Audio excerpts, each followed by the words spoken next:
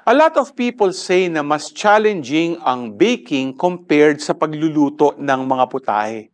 Sa pagluluto kasi ng dishes, pwede ang tansya-tansya at shortcut.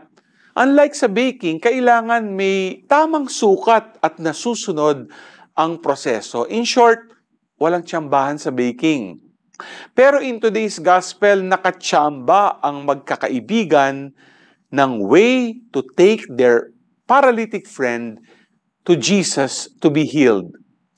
Binutas lang naman nila ang bubong sa tapat ni Jesus dahil sa hindi sila makalapit sa Kanya dahil sa kapal ng tao sa loob ng bahay. Jesus was amazed with their faith and eventually pinagaling ang paralitiko.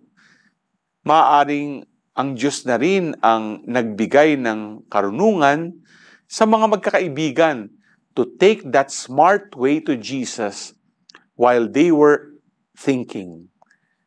Gayun din naman sa ating process of discernment, which most of the time takes the normal route.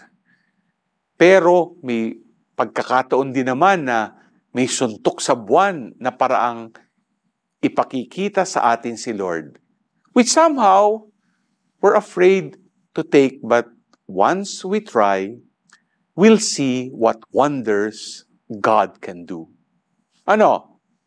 G ka ba?